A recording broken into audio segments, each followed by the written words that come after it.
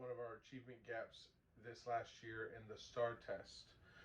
We'll take the time to look at problems that we found from data, issues and trends that we can find through researching data through different demographics, especially as it pertains to reading, and also looking at ways to collaborate and find solutions together that can help solve our problem.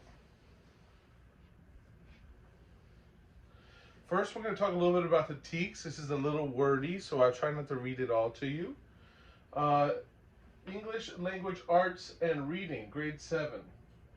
The English Language Arts and Reading Texas Essential Knowledge and Skills, or TEKS, embody the interconnected nature of listening, speaking, reading, writing, and thinking through the 7 integrated strands of developing and sustaining foundational language skills. Comprehension, response, multiple genres, author response and craft, composition, and inquiry and research.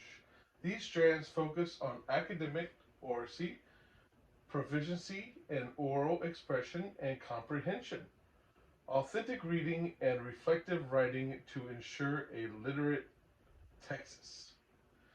The strands are integrated and progressive, with students continuing to develop knowledge and skills with increased complexity and nuance in order to think critically and adapt to the ever evolving nature of language and literature. That's the goal here. These kids need to be continually learning. And it's spelled out right here in your TEKS in the very, very beginning of it. That's why I thought it was pertinent to put just the intro of it. It is our goal to meet these standards and to have these kids prepared to move on through graduation.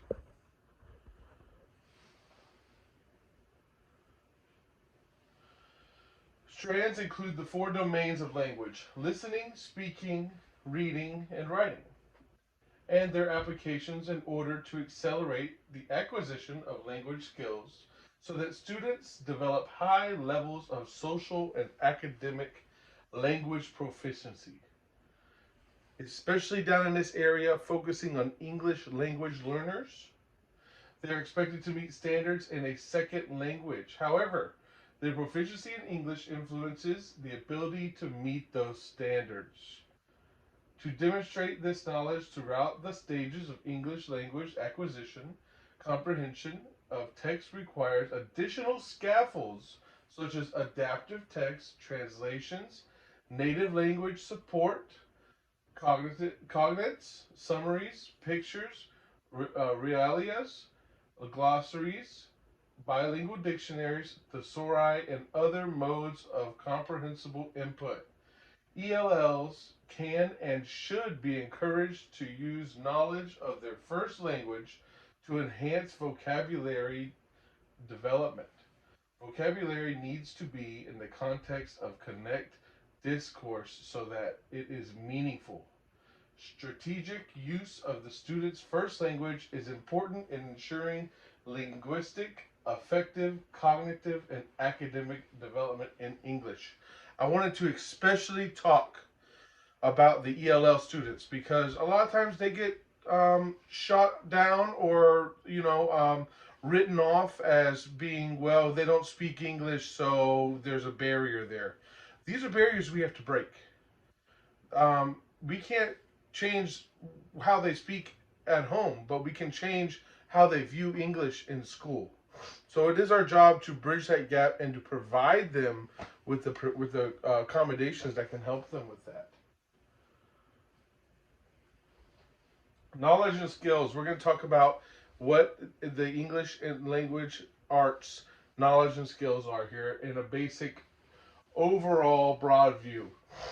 Number 1 is developing and sustaining foundational language skills: listening, speaking, discussion, and thinking oral language. The students develop oral language through listening, speaking, and discussing. These students are expected to listen actively, to interpret a message, ask clarifying questions, and respond appropriately. Also, follow and give oral instructions that include multiple action steps.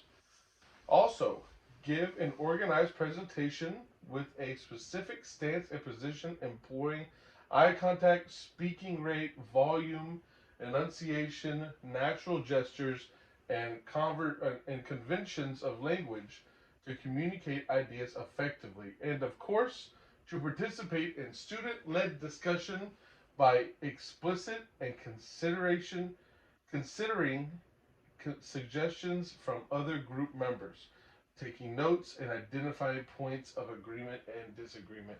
That's a lot for a seventh grader to have to do, especially go back to those ELLs. They have to be doing this in a group effort. These students have to accomplish these as a shared and common goal together. If we make reading a chore to them, then they're never going to want to accomplish it, and especially not together. Number two, developing and sustaining foundational language skills, listening, speaking, reading, writing, thinking, vocabulary. The student uses newly acquired vocabulary expressively. We can't just tell them this word means this. We also have to use it frequently within our lessons, use it on our homework, make sure that the kid is familiar with the new words. Number three, developing and sustaining foundational language skills, listening, speaking, reading, writing, and thinking fluency. The student reads grade level text with fluency and comprehension. The student is expected to adjust fluency when reading grade level text based on the reading process. Number four, developing and sustaining foundational language skills, listening, speaking, reading, writing, and thinking, self-sustained reading. The student needs grade-appropriate text independently. The student is expected to self-select text and read independently for a sustained period of time. That is one of the biggest downfalls of our campus. Kids are given books that maybe don't fit exactly their needs, and therefore they are, turned off by reading. They don't want to do it because they feel like they can't do it. They don't want to try because they feel like they're going to fail at it. Well, they have to be put in the catered situation, in the right place. And we have to make sure that we accommodate to that. That's how you build steps forward. Number five, comprehension skills, listening, speaking, reading, writing, and thinking using multiple texts. The student uses metacognitive skills to both develop and deepen comprehension of increasing complex texts. They need to think deeper than just read the book, answer the question. Having conversations, getting themselves in groups. Next, responsive skills. Listening, speaking, reading, writing, and thinking using multiple texts, the student responds to an increasingly challenging variety of sources that are read, heard, and viewed. What I like there is that it's increasingly challenging. Scaffolded. We have to start at one point and continue. It doesn't matter if the kid starts at ground zero. We can still build them up step by step as we do this. Number seven, multiple genres, listening, speaking, reading, writing, thinking, and using multiple texts and literary elements. The student recognizes and analyzes literary elements within and across increasingly complex traditional, contemporary, classical, and diverse literary texts. It is our job to expose them to as many different genres as possible. And on a side note, it is not our place to push our own opinions on the student. It is only we are only the gatekeepers to their discovery. Okay, we cannot point them what road to go down. We can only show them how to walk. Next, multiple genres, listening, speaking, reading, writing, thinking, using multiple texts and genres. Students recognize and analyze genre-specific characteristics structures, and purposes within and across increasingly complex traditional, contemporary, classical, and diverse texts. Number 9, author's purpose and craft. Listening, speaking, reading, writing, thinking about multiple texts, the student uses critical inquiry to analyze the author's choices and how they influence and communicate meaningful meaning within a variety of texts. The student analyzes and applies author's craft purposely in order to develop his or her own product and performances. Number 10, composition. Listening, speaking, reading, writing, thinking, and using multiple text, writing process.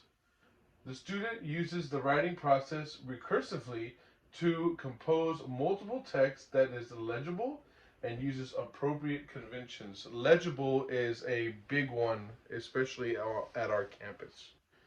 We need to work on penmanship here. I watch students write, and they don't know how to work the pen. They don't even know how to hold it the right way, or a way that's going to help them write clearly. So let's take the time to slow down and make it better for them. It's okay if you have to slow down and go from where they are instead of where you'd like them to be.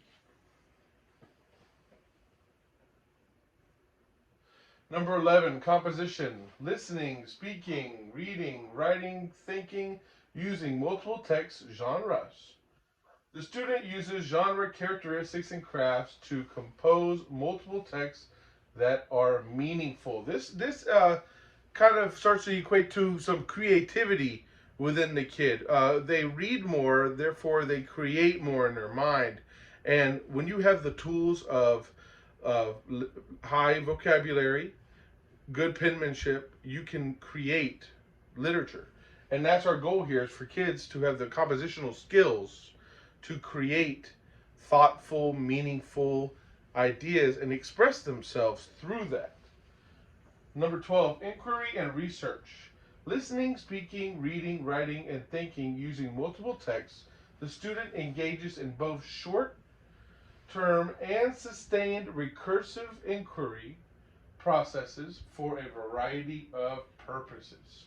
This is where we start to get to the scholarly end of things, and students start to really look at the higher level of going to the library, doing the proper research, sourcing their data, finding evidence, and making arguments on paper that can support that evidence. And that is how we scaffold towards next level, into high school. We're in 7th grade now, into 8th grade, into high school, into beyond graduation.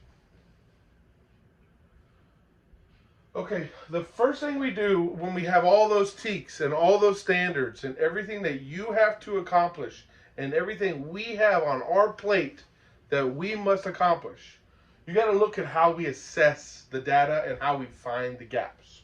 There are a few ways, especially in general. Formative assessments, entry tickets, quizzes, exit tickets. These are ways you're able to check for understanding constantly. Whether it be cold calling or any of the mentioned items, you need to use moments like these almost daily, 2 times, 3 times a week, or in order to constantly check for understanding as the students go throughout your lesson, getting prepared for our test. Summative assessment, as in the STAR test results, benchmark exams, and midterms. Sometimes we have end of 6 weeks exams that are all encompassing of everything they've learned. These are ways that we can assess student knowledge based upon long term. So first of all, in order for them to understand the long term, they need to understand the small steps. So these two work together. In order to have a successful summative assessment, you must have successful formative assessments, and of course the other way around. If you have a goal in mind with a big picture at the end of the 6 weeks, you're able to break that down into formative assessments that will lead you to success. Have thoughtful formative assessments. Do not just merely throw them something that's going to make them be engaged. Being engaged is not enough. Being thoughtfully engaged is what's going to make us close our achievement gaps. Another view into achievement gaps is additional inquiries such as student surveys, parent conferences, and ARDs. When we get together and we meet and we talk about the performance of these students and the relationship that the parents have with the school and the educational institution, we take it very seriously, and we do look at data like this to determine what kind of accommodations the student needs, what kind of needs the class needs, if the teacher has too many students in one room, if the setup is wrong, if the time period is different, if we can organize students into a different team. All of these choices can be made based off of identifying achievement gaps off of these aspects here. Moving on, we're going to do a room activity. So everybody, make sure you have your face masks on. Okay, I'll go in and get mine. Everybody, make sure you have your face mask on. Okay, and I want you to make sure that you are practicing safe distance from each other, please. And let's have on our face mask as we get up off the table. Okay, and we're going to go around to a different station along the room, okay? So I'm going to have you walking around. That's why we're wearing the mask. Okay, and as we're walking around here, we're going to see that they're stationed along the walls whiteboards. Each whiteboard is prompted with a question. Write a short answer on the board and then return to your seats. We will compare each other's answers. I'm going to put the mask down, but I'm sure we would definitely be having to do something like that in our future. I'm sure. So as the development would move around, this would take maybe 3 to 5 minutes for these groups of teachers, probably from 60 to 80 teachers, to get up and go in their groups to different boards. So we would give a timer. And so at that point, I would give a timer. Let's say I wanted to spend 10 minutes doing it.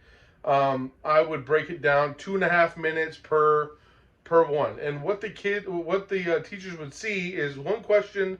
They just grab their marker and they write one answer, one word, short answer. It's just kind of a blurt out your thought on a topic. And then once we're all done, we'll sit down and compare, and then I will gather those whiteboards and we'll be able to create ideas and look at data and formulate improvement that we can use to find a shared goal. Okay, so the room activity, of course, would be way more effective with an actual room full of people. But I'm going to move on. After SUD, we would look at establishing common issues. So that's the first thing after looking at all these. Here's the questions that were on those whiteboards. What issues do you have in silent reading time with students? What kind of words do you think teachers would write there? I know I would put distraction. I would put talkative. I would put sleepy. I would put focused, because some students do well. I would also maybe put boring, because some students do find it boring, as do my sons. I have a 12-year-old. He finds it boring. So when I say, well, find something that's not boring, he doesn't think of it that way. And that's how our kids need to think. Let us be the leaders for the students when it comes to reading. Show them something more interesting to read. Show them something more interesting to get involved with for reading so that they can get excited about it. Another question on the whiteboard. When do your students enjoy writing? When do your students enjoy writing? I would say they enjoy around holidays. They get to talk about family and events. I would say they get to enjoy talking about things that they personally like, sports, pop stars, events like that. We need to find out what excites the kid and use that as fuel, and also branches to academic needs. Another question: What is the most What is most challenges? Sorry, that was spelled wrong. What most challenges do your students face in assessment? What challenges? So forget the word most. What challenges do your students face in assessment? What challenges? I would say distractors. A student will be reading a paragraph long, and then they'll see their answers, and they'll read a question or an answer that seems like it could be right, um, and they pick it, but it was actually a distractor. And we'll talk more about distractor questions later, but I do believe, I bet a lot of teachers would write that down: distractor question, or didn't fully read the question. They didn't fully read the details of the answers. I would imagine those would be some of the words we wrote down. Common problem we have: students finding the purpose and importance in detailed reading. Last question: Can you name a positive technique for improving reading in students? I've heard a lot of interesting ones. One of my favorite ones came from a volleyball coach. She found a book about um, a volleyball player that made it from, pretty much just a regular old kid to an Olympian, and or world class athlete. And it was about her story and how she came up. And the girls on the volleyball team were all asked to read it, and it helped them see have a new topic of something to talk about.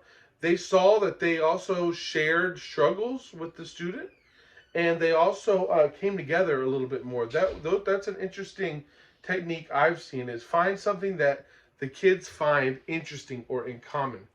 Another technique I have personally seen that works well. I'm a music teacher, so I will take a song that we're working on, and there's actually, most of the time, the composers write a story about the song as if it was a song set or a song poem, if you will. So I will attach words to it, and the kids are able to then formulate and connect visual creativity with auditory uh, production of sound, and it's an interesting way to get them to read. Now, of course, I hand them actual physical paper, and they read in band class the history of blankety blank, and they'll be able to read that, and now they'll better understand it. Now, some students, they dismiss it. Some students don't really care, but it's not all about reaching all the students every time. It's about reaching all the students eventually. So you have to try many, many ways. I'll move on here. Let's look at results. Let's look at why we're talking about this, okay? So I wish the camera, maybe if it was a little more zoomed in. As you can see, the red graph is our reading scores. The oranges in the middle is our math scores, and yellow on the right is science. So these are our results in special education. Now, as you can see here, over special education 504, which, by the way, is about 30 to 40% of the students. So quite a lot of students. This is 504, dyslexia. Students that have issues with reading disabilities, and of course they're going to struggle. So we have to find out how to fit in those gaps. So if you look here, we only had 50% meet at level. This is not mastery. This is not proficient. This is just to meet their grade level. 33% in 2017. 2018 barely came up, and we had right here 2019, 2020. This is from a benchmark we took in October.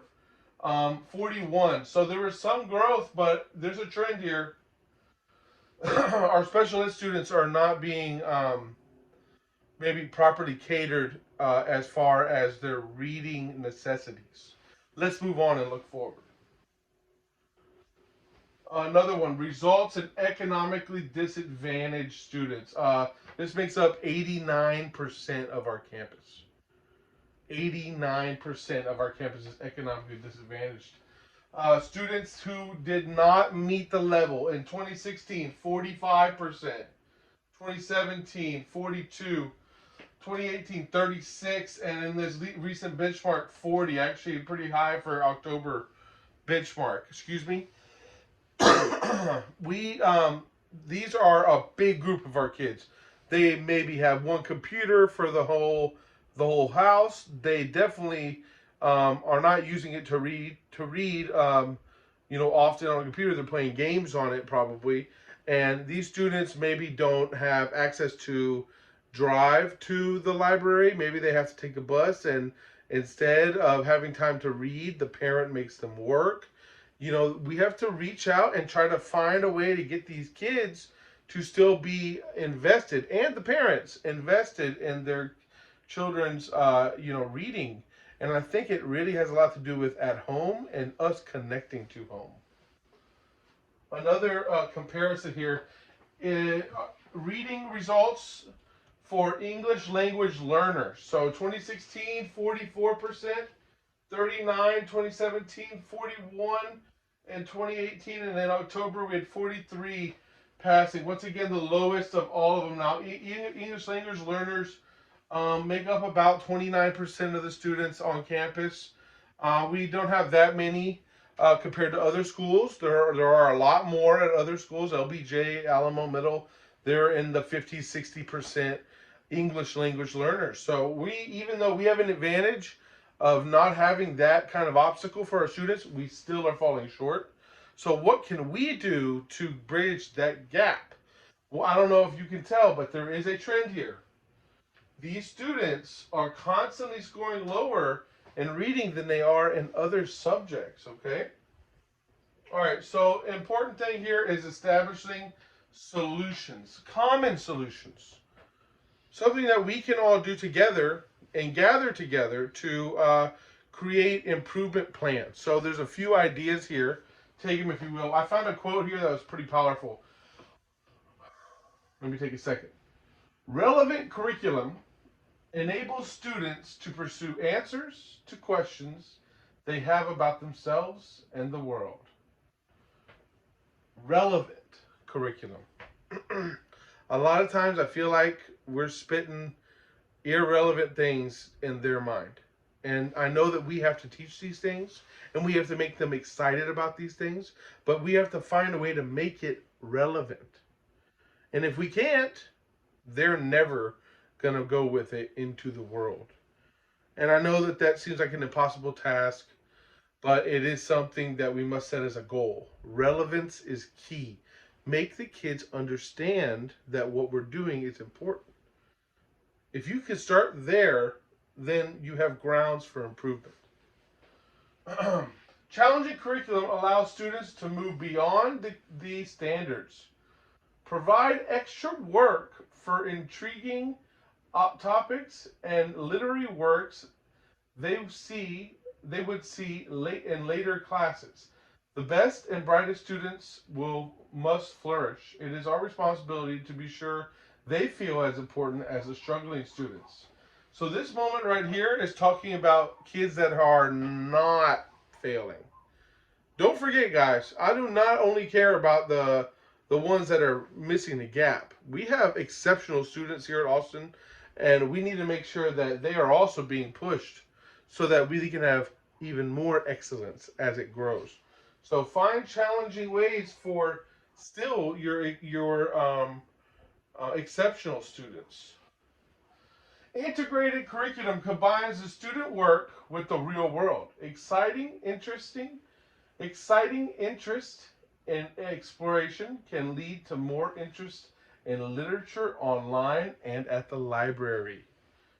You'd be surprised how many pop culture events these kids are aware of and what they know of, and just bringing it up and giving them an article to read, they might find it interesting, they might find it important, and then all of a sudden they read more frequently. Another one, more literature in the classroom. Each teacher should have a shelf with at least 12 literary works of varying subject, from cars to novels, geography, history, science, or music. Literature should be present and available in every class. I know your kids have downtime. Sometimes we say, it's okay, get on your phones. You can get on YouTube, just put the headphones on. They can do that at home in the car waiting to go home. You need to have a book, and you need to make it mandatory for them to grab that book, and they got to sit and read. Who knows? The kids that are rushing through their work because they just want to look at their phone may stop and pay attention to their work because they don't want to have to grab that book already. But you also have the positive side of it. The student may enjoy reading by finding something they've never even knew existed. And then all of a sudden there's a movie about it, and then they get excited. I've seen it happen many times. We do want more books in classes. We're going to establish DEAR time. DEAR. Drop everything and read. You may know this from elementary schools. I did it in elementary, middle. I even did it in high school when I grew up in Houston, where the whole campus had to stop to read. This is a dedicated daily moment in the day where all students and staff are asked to cease lessons and practices to read for 10 minutes silently. Students who do not have a book will be provided one. So that goes back to the every classroom needs a bookshelf. Well, that's why. You are going to get to a point where we have to stop and read. And it's on the TEKS. It helps everybody, and it shows that every teacher has a common and shared goal towards reading and improving literacy. Another establishing common solutions. After-school tutoring for students in struggling subgroups. Contact those parents and tell them, hey, after school, Thursdays, we need your student there so that we can work on their English and ELA homework. I'll bet the parent will want to help. I'll bet you if you contact. Parent communication logs to be reported weekly to area administrator. 7th grade team, you're going to give your weekly logs to your team leader, and they're going to turn them in every week. So now I want to see this from benchmark to benchmark. How often are you calling these kids that are failing? If little Susie Saxophone fails the benchmark and she fails again and nobody called her, well, it's part our fault too. We have to connect to the parents. Next, Saturday morning tutoring availability. Call parents for encouragement. This is not a punishment. This is an opportunity to grow and create and make change. So sell it to the parent as such, and the kid will be there. And so will we. That's what's most important. We are here to serve, including Saturdays. Daily journals in all classes. At least once a week writing entry in all classes. All of them, including band, orchestra, choir, dance, PE, powerlifting, drama, art 2, computer science. Every class, I want you writing in journals. I want the students to have a bin with by each period, and they write in their journal. And guess what? I want the kid to sometimes read it out loud, or the teacher to read it to themselves to see how your students write. You need to get a view into how they write and how they do it. There's a reason why it's the least favorite thing about school. Because they're bad at it. Well, that's what school's for, to get good at the stuff you're bad at. Another check in here. Double check all accommodations are being met for all students. I cannot tell you how important this is. Not only are you legally obligated to give every student the proper accommodation, but you must set them up for success. And it would be so detrimental if Johnny doesn't get the help he needs because we forgot to check a form or read before we handed out a test. Please make sure every kid is getting the proper accommodation. Next, a little bit of encouragement for you. I wanted to leave this with you before we close and adjourn. I want to remind you that you lead your students through established and ongoing processes that set grounds for real change in their lives. What you do matters to them. You organize their experience and determine their outlook on reading and academics. How you teach matters to them. You set expectations and align standards with state, local, and community demands. Your engagement with these people's lives matter. Keep it positive and keep it productive. Because most importantly, you matter. These students need you and you need them. So let's take the best efforts we can to make that connection. And thank you so much for your time. If you have any questions, now's the time to ask them. We'll talk a lot, and you'll see an email about Dear Time and our demands about the bookshelves. But if there's no questions right now, thank you guys so much, and thank you for your time.